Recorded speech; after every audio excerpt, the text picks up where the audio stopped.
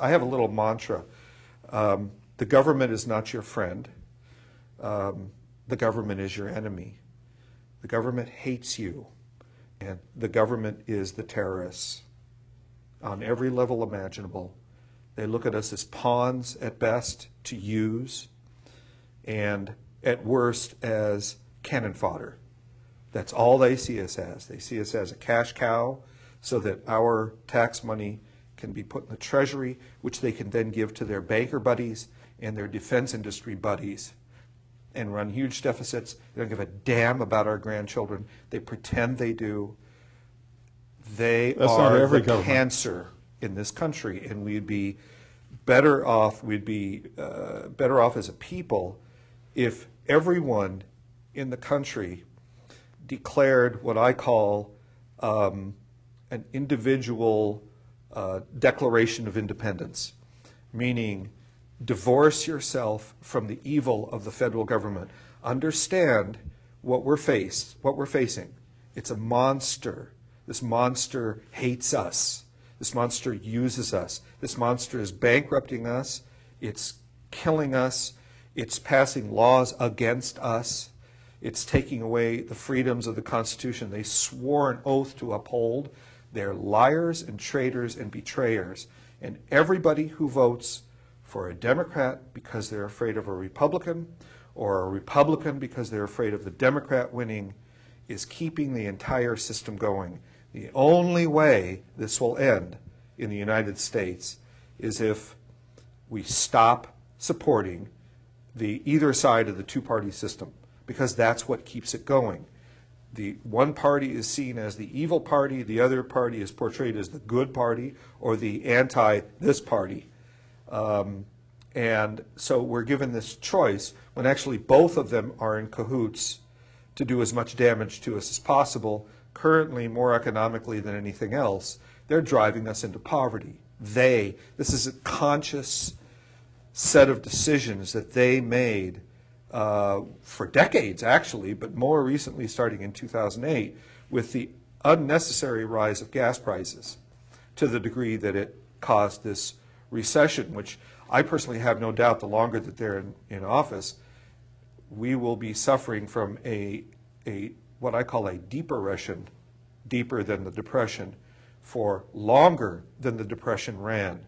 And it will be accompanied by nonstop, never-ending war. But we'll all be too broke to fight the wars that they're continuing. Everything Bush did is being continued under Obama. There isn't anything that has changed. Okay, it's a continuation. Much of what Bush came in was a continuation of primarily his father's administration, even regarding attacking Iraq. Well, the father was more conservative. He stopped before he got to Baghdad. He didn't get us mired in... I think that was a dry run for this. I believe personally that George Bush Sr. is the mastermind of what we're suffering from George W. Bush Jr. And Bush Sr. used to be director of the CIA.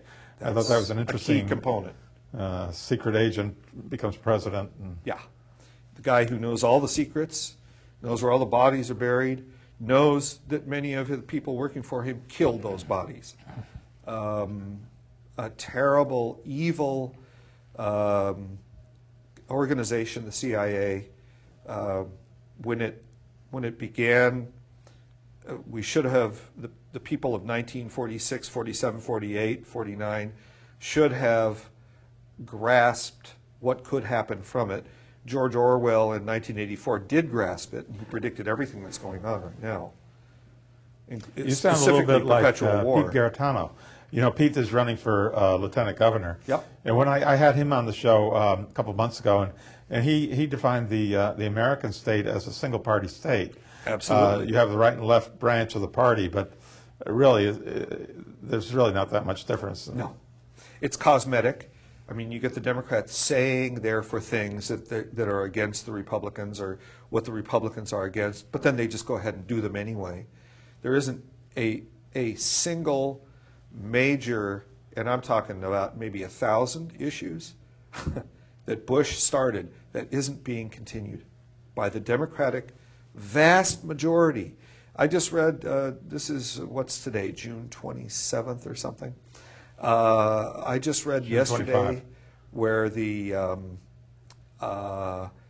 Republicans supposedly stopped an unemployment extension bill out of fear of the deficits, as if they had any fear ever of deficits under Reagan, Bush 1, Bush 2, and Obama. They don't care about the deficits. The deficits are zeros and ones in a series of computers.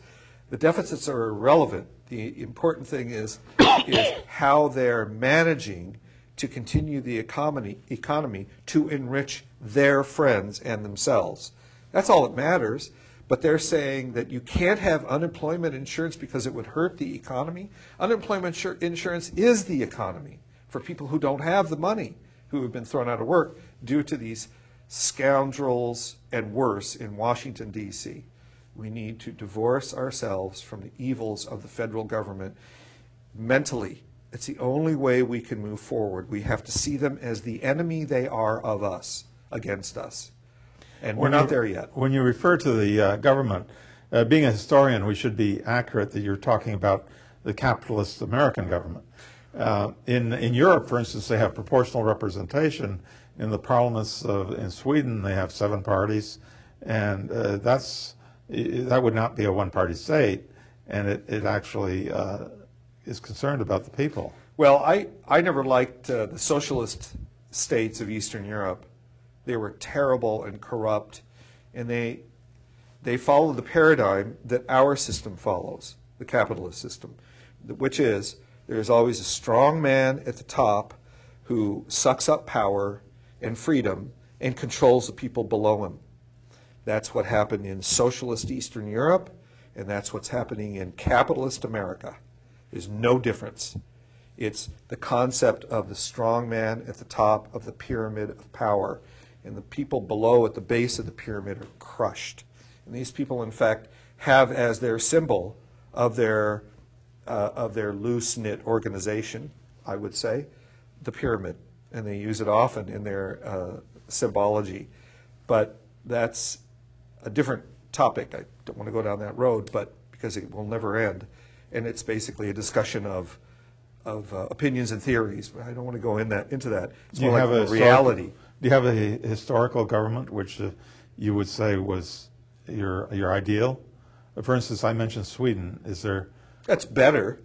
I wouldn't call it my ideal, but personally, but it's a big improvement over what's happening to us. And I say specifically what's happening to us because the republic is dead. There is no imprint of what citizens do on their government. The government is designed to be divorced from the people so it can lord over us. It's really very medieval. That's what we've devolved into. I mean, it's so medieval, they've even taken away parts of the Magna Carta, which were granted to all free people after 1215 CE, otherwise known as AD, but I prefer CE, meaning Common Era, 1215 of the Common Era of the calendar, which included things like you can't be imprisoned without being told what you're in jail for. That is on the books of this evil government of this country.